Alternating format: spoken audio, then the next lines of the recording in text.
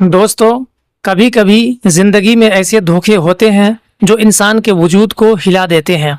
कभी कभी भरोसा ऐसे टूटता है कि सारी दुनिया अजनबी लगने लगती है। आज की ये कहानी भी कुछ ऐसी ही है।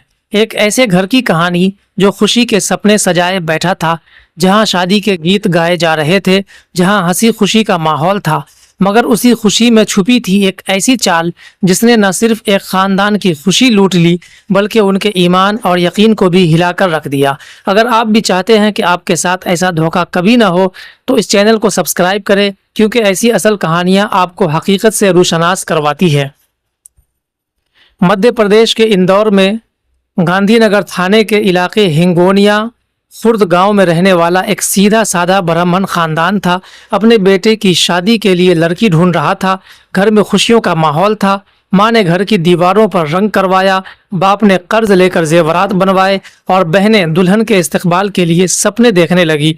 उसी दौरान लड़के के भाई की मुलाकात एक आदमी मुकेश मरासा से होती है।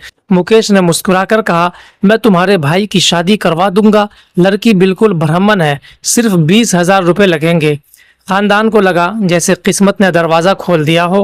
मुकेश ने एक लड़की दिखाई और कहा, ये लड़की आश्ता की रहने वाली है, नेक शरीफ ब्राह्मण, तुम्हारे घर के लिए बेहतरीन दुल्हन साबित होगी। 26 फरवरी 2024 की तारीख तय हो गई। घर में शादी की धूमधाम थी। गलियों में लोग बाउंड्री का दावतनामा लेकर घूम रहे थे। लेकिन शादी से कुछ दिन पहले खबर आई, लड़की का एक्सीडेंट हो गया है, शादी मुलतवी करनी पड़ेगी। घर वालों का रंग उड़ गया। खुशी अचानक खामोशी में बदल गई। लेकिन मुकेश की चाल यहीं पर निकी था। कोमल और ने 2.5 लाख रुपए लिए और कहा, यह ब्राह्मण लड़की है, अब की बार शादी पक्की है। शादी धूमधाम से हो गई। घर में पूजा, शहनाई और खुशियों की गूंज थी।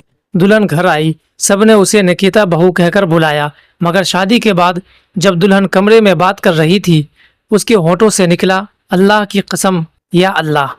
घर वाले चौंक गए। कुछ दिन बर्दाश्त किया, मगर बार बार अल्लाह सुनकर शक गहरा हो गया। जब पूछा गया तो हकीकत ने सबके कदमों तले ज़मीन खींच ली। मेरा असल नाम नाजिया है, ये कहकर दुल्हन के आंसू भी निकल आए, मगर ये आंसू सच्चाई छुपाने के लिए काफ़ी न थे। 3 दिन बाद कोमल पठान नाम की औरत आई और नाजिया को साथ ले गई।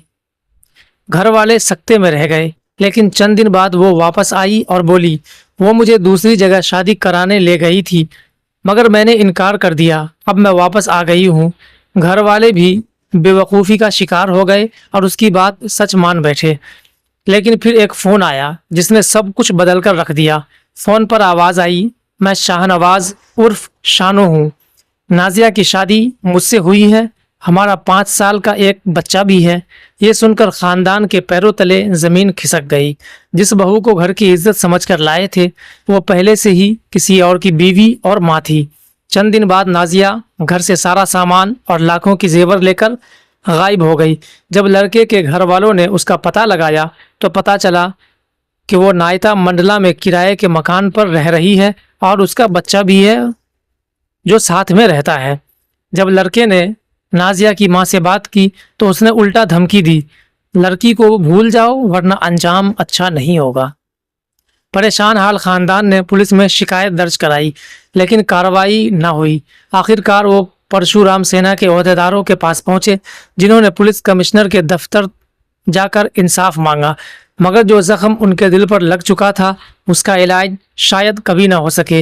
यह कहानी सिर्फ एक खानदान की नहीं, ये धोखा किसी के साथ भी हो सकता है।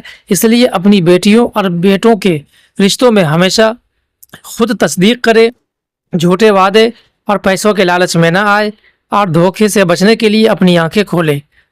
ये वीडियो अच्छी लगी हो तो इसे लाइक शेयर ज़रूर करें।